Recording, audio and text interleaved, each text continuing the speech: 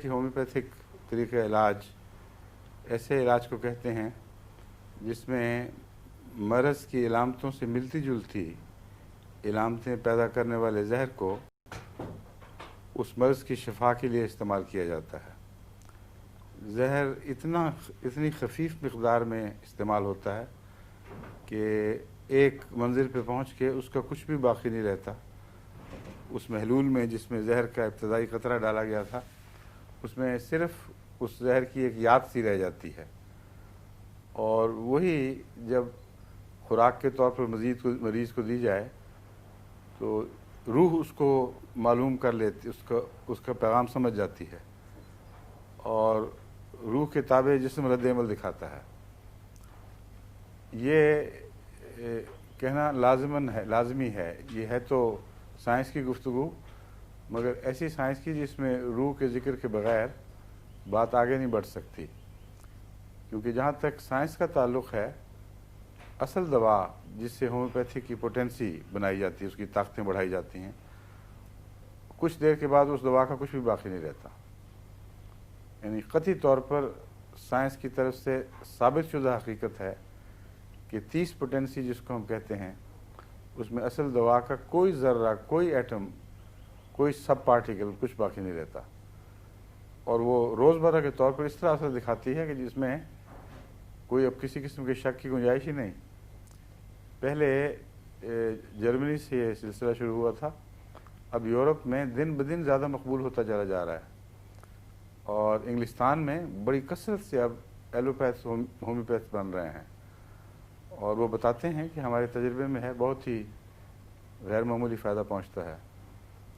بلکہ پچھلے سال کچھ ایلوپیتھ ڈاکٹرز نے میرے پاس بھی مریض بھیجنے شروع کیے تھے، اور بعض نے فون پر مجھ سے ہومیوپیتھک دوائیں تجویز کروائیں، اپنے مریض کو فون پر مجھ سے ملا دیا اور کہا ان کو علامتیں بتاؤ، اور پھر مجھے بعد میں رپورٹ بھیجی کہ اللہ کے فضل سے بہت فائدہ ہوا، مگر چونکہ میرے پاس وقت تھوڑا ہوتا ہے اس لیے مجبوراً مجھے اس سلسلے کو ختم کرنا پڑا۔ اب میں آپ کو اس سلسلے میں ایک چند باتیں اور بتاؤں گا، پھر اس کے بعد بعض دواؤں کی بحث شروع ہوگی۔ لوگ پوچھتے ہیں خوراک کیا ہوتی ہے، کتنی دفعہ کھانی چاہیے۔ یہ وہ مسئلہ ہے جس پر آج تک دنیا کے ہومیوپیتھ کا اتفاق نہیں ہو سکا، اور ہر ایک اپنے تجربے سے مختلف طریقے اختیار کرتا ہے۔ بالعموم یہ تو مسلم ہے کہ 30 طاقت تک اگر روز 2-3 خوراکیں دے دی جائیں یا زیادہ بھی دے دی جائیں تو کوئی نقصان نہیں ہے۔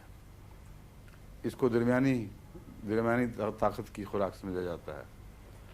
مگر خوراک ہے کیا، اس کے متعلق ہمیں ہمیشہ مشکل پیش آتی ہے۔ جب میں دوائیں تجویز کرتا ہوں خطوں کے ذریعے تو لوگ آگے سے پوچھتے ہیں ہمیں تفصیل نہیں پتہ لگی، یہ کتنی کھانی ہے، کتنی گولیاں منہ میں ڈالنی ہیں، یہ تو قطروں میں ملی ہے، طاقت میں یہ فرق رہ گیا۔ کئی قسم کے توہمات میں مریض بیچارے لا علمی سے مبتلا رہتے ہیں، اور کئی مہینے بعض دفعہ یہ سمجھانے میں لگ جاتے ہیں۔ تو پہلے تو میں یہ سمجھانا چاہتا ہوں کہ دوا کیسے استعمال کی جاتی ہے۔ ہومیوپیتھک دوا میں یہ اب تو پتہ لگ گیا آپ کو کہ بہت ہی نامعلوم مقدار یا اس مقدار کا صرف سایہ باقی رہ جاتا ہے۔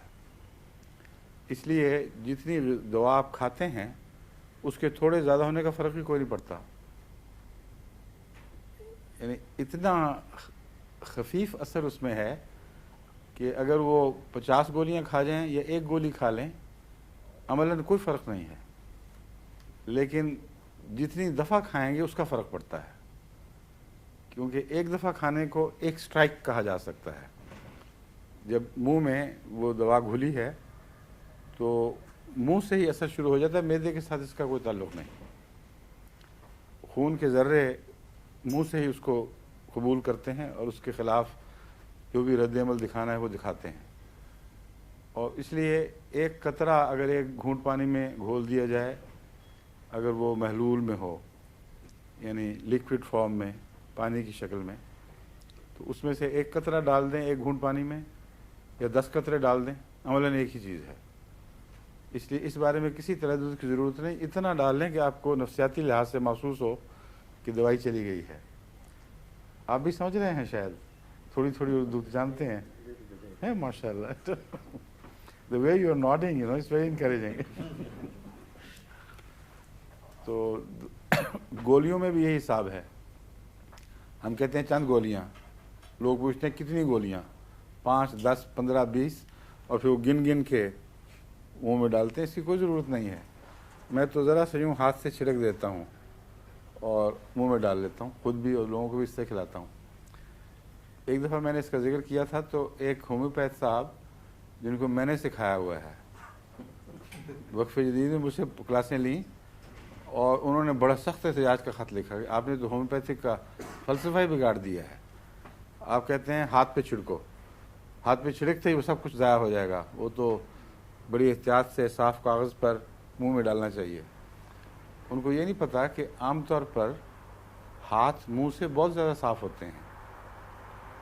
ہاتھ پہ تو کوئی کسی قسم کی تہیں نہیں جمی ہوئی, لیکن منہ کے اندر تو غذا کی کئی قسم کی تہیں, کچھ معدے کے گند وہ منہ کے رستے نکل رہے ہوتے ہیں, زبان پر چڑھ جاتے ہیں. منہ تو ہاتھوں کی نسبت بہت ہی زیادہ علائشوں سے بھرا ہوا ہے. اگر منہ قبول کر لیتا ہے تو ہاتھوں کو کیا تکلیف ہے.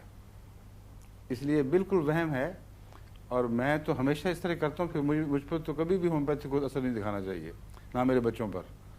اور اللہ کے فضل سے 30-40 سال ہو گئے ہیں, شاذ ہی کبھی کوئی ایسا معاملہ ہو کہ ڈاکٹر کی طرف کسی بچے نے رجوع کیا ہو. جب میں ہوتا ہوں تو خدا کے فضل سے ضرورت نہیں پڑتی.